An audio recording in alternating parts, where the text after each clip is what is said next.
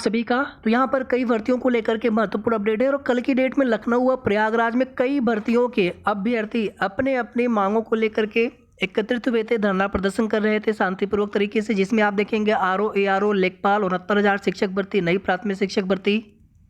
RO ARO का प्रकरण आप देखेंगे लगातार इसमें मीडिया के माध्यम से भी चीज़ें हाईलाइट हो रही हैं और अभ्यर्थियों के द्वारा लगातार री एग्जाम की मांग की जा रही है। छात्रों ने कहा पेपर लीक, पुलिस ने दौड़ा दिया। इसी तरह से आप देखेंगे कई मीडिया चैनल के माध्यम से मामले को हाईलाइट किया गया, मामले को उठाया गया। आरओ और एआरओ की उत्तर कुंजी में छिपे हैं राज, उत्तर कुंजी से वायरल हुए वैकल्पिक उत्तरों के मिलान के बाद स्थिति स्पष्ट होगी। अब इसमें आप देखेंगे 2 मार्च तक के लिए वो जांच चलेगी अभी आगे, उसके बाद ही चीज़ें स्पष्ट हो पाएंगी कि इसमें पेपर लीक को आयोग मानते हैं कि नहीं मानते हैं, या फिर री एग्जाम पर फैसला क्या आता है। वायरल प्रश्नों के वैकल्पिक उत्तरों में कितने सही और कितने गलत है, यह उत्तर कुंजी से मिलान के बाद ही स्पष्ट हो सकेगा। हालांकि आयोग ने अपने स्तर से इसकी जांच कराई है। अगर कोई अभ्यर्थी सिर्फ वायरल हुए वैकल्पिक उत्तरों को देखकर जवाब देता तो नेगेटिव मार्किंग के कारण फेल हो जाता। हालांकि यह पूरी तरह से तभी स्पष्ट हो सकेगा जब आरओ एआरओ प्रारंभिक परीक्षा की उत्तर कुंजी सामने आएगी। पेपर लीक विवाद के कारण उत्तर कुंजी जारी किए जाने की उम्मीद अब बहुत कम रह गई है। उत्तर कुंजी जारी होने पर ही स्पष्ट हो सकेगा कि वायरल हुए वैकल्पिक उत्तरों में कितने सही और कितने गलत थे। इसी तरह से आप देखेंगे और भी कई जगह ये खबर दी गई है। अब आप देखेंगे आयोग की तरफ से पूरी तैयारी की गई थी कि कोई भी पेपर लीक जैसी घटना ना हो। यूपी कांस्टेबल भर्ती का आप सभी जानते हैं क्या हुआ उसमें।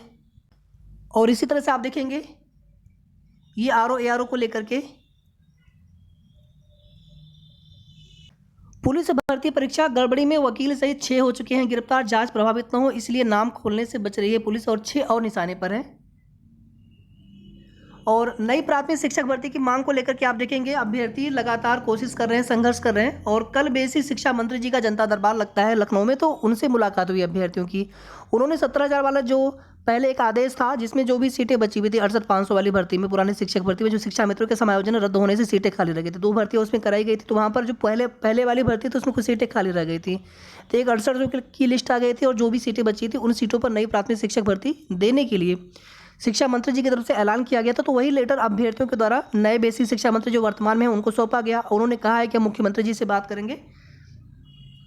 तो यहाँ पे आप सभी देख सकते हैं, तो उस विधानसभा चुनाव के समय तत्कालीन शिक्षा मंत्री सतीश चंद्र द्विवेदी ने 17,000 शिक्षक भर्ती को लेकर लिखित आदेश दिया था, लेकिन अभी तक बेसिक शिक्षा विभाग ने भर्ती नहीं दिया।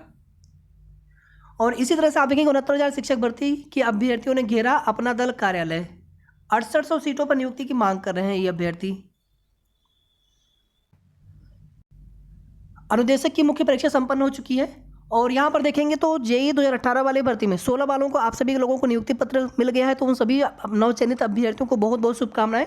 और 2018 जेईई 2018 वाले भर्ती में आप देखेंगे तो सेकेंड लिस्ट के बाद थर्ड लिस्ट यहाँ पे आई है। नवचयनित 211 अवर अभियंता को मिली तैनाती। और जूनियर इंजीनियर 2018 वाले में तीसरी लिस्ट जारी हुई है, तीसरी अनुपूरक सूची जारी हुई है। इसके पहले सेकंड अनुपूरक सूची जारी हुई थी। और इसी के साथ एएसओ में मंडी परिषद भर्ती में सेकंड लिस्ट आएगी, यानी अनुपूरक सूची आएगी। और ये अनुपूरक सूची आप सभी को नोटिस जल्द देखने को मिल जाएगा। मे भी इस वीक में कम से कम एक नोटिस 100% मिलना चाहिए, हो सकता है दोनों नोटिस एक साथ देखने को मिल जाए। तो कुल मिलाकर के कोई भी अब फाइनल रिजल्ट नहीं आना है किसी भी भर्ती में।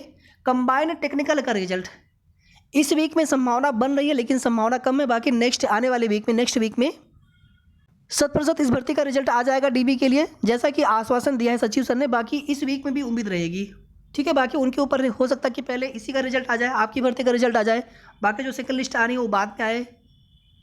और इसी के साथ देखिए वीडियो 2018 भर्ती में डीबी की डेट और नोटिस ये बहुत जल्दी आपको देखने को मिल जाएगा।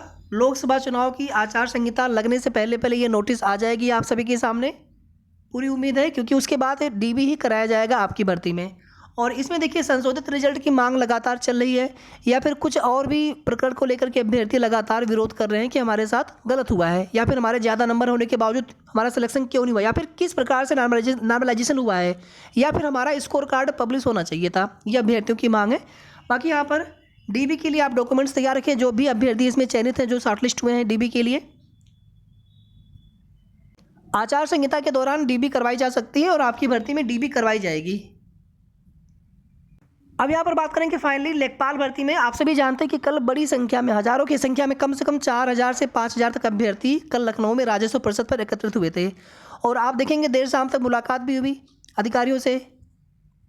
और कुल मिलाकर के चीज़ें बस इतनी ही सामने निकल करके आई कि सुप्रीम कोर्ट से जैसे ही मैटर क्लियर होगा हम आगे आप सभी की नियुक्ति पत्र वितरण करा देंगे, समारोह करा देंगे।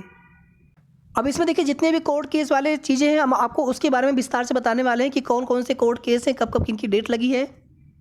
और आप देखेंगे कल की डेट में भी कुछ केसेस लगे हुए थे, जिसमें आप देखेंगे एक स्पेशल अपील 425 करके था, एक 428 करके था, लिस्टिंग थी उसकी। और आप देखेंगे कल सुनवाई नहीं बल्कि लिस्टिंग की जो लिस्टिंग एप्लीकेशन लगाई गई थी तो वो निस्तारित हुआ है। तो कुल मिलाकर के इन दोनों मामलों में आज डेट क्लियर हो सकता है कि कब तक सुनवाई होगी इनमें। ये दो यहाँ पर केस है, अभी इनकी डेट निर्धारित नहीं हुई है। और इन दोनों ही रीट्स में एक तो आपका पूरा वाला प्रश्न है और एक प्रश्न आपका है जो उत्तर प्रदेश की सीमा कितने राज्यों से लगती है। एक वो वाला प्रश्न हो गया, सीमा वाला प्रश्न हो गया, बाउंड्री वाला प्रश्न हो गया। और एक जो सोलर वाला प्रश्न है, ऑलरेडी आप देखेंगे 1 मार्च की डेट इसमें लगी हुई है सोलर वाले प्रश्न में। इसी तरह से एक कन्या वाला भी प्रश्न है। तो इन सभी की सुनवाई आपकी मार्च के बिल्कुल स्टार्टिंग में हो जाएगी। अब यहाँ पर देखिए एक प्रश्न और जानकारी मिली है विंध्याचल वाला। अब इसमें देखिए क्या है पता नहीं चल पा रहा इसके बारे में, लेकिन एक केस ये भी है। इतने सारे केसेस हो चुके हैं नए पुराने सब मिला करके कि सारे केसेस की जानकारी भी नहीं हो पा रही है। और यहाँ पर ये हो रहा है कि सुप्रीम कोर्ट में जाने से पहले कोई भी केस बचना नहीं चाहिए, जो भी केसेस भी हाई कोर्ट में हैं। और एक केस कल के लिए लगा हुआ था और वो केस डिस्पोज हुआ है, यानी कि सोलर वाले प्रश्न में सुनवाई होगी 1 मार्च को। और इसके अलावा जो पूरा वाला प्रश्न है, एक कन्या वाला हो गया आपका और एक आपका पूरा वाला प्रश्न है, इन दोनों में सुनवाई होगी 4 मार्च। और जो हमने कल की लिस्टिंग वाले के बारे में बताया आप सभी को कि उसमें जो है अभी आज हो सकता है कि आज शाम तक कंफर्म हो जाए कि कब उसकी डेट लगेगी। बाकी संभावना रहेगी कि मार्च के फर्स्ट वीक में कोई भी डेट मिल सकती है, कंफर्म डेट मिल जाएगी कि हाँ किस दिन सुनवाई होगी उसमें। अब देखिए सुप्रीम कोर्ट में जब सुनवाई होगी आप सभी जानते हैं कि नवचयनित अभ्यर्थियों की तरफ से आईए के द्वारा थर्ड पार्टी बना गया है, यानी कि जब भी सुप्रीम कोर्ट में सुनवाई होगी अभ्यर्थियों का भी पक्ष वहाँ पर रखा जाएगा उनके अपने अधिवक्ता के माध्यम से। और ये हो चुका है, लिस्टिंग हो चुकी है उसकी। अब आगे आप सभी के मन में फिर भी सवाल रहेगा कि आखिर हम लोगों को नियुक्ति पत्र वितरण समारोह कब तक हो पाएगा हमारी भर्ती में सभी नवचयनित अभ्यर्थियों के लिए। तो ये कोर्ट केस वाले मैटर जब एक पूरी तरह से निस्तारित हो जाएंगे हाई कोर्ट से भी सुप्रीम कोर्ट से भी, उसके बाद ही फिर नियुक्ति पत्र वितरण समारोह देखने को मिलेगा। तो ये कुल मिलाकर के महत्वपूर्ण अपडेट थी इस वीडियो के माध्यम से। शेष आगे की जो भी ऑथेंटिक और सही जानकारी मिलेगी समय समय पर आप सभी को अपडेट हमारे चैनल के थ्रू मिलती रहेगी। तब तक आप सभी अपना ध्यान रखें।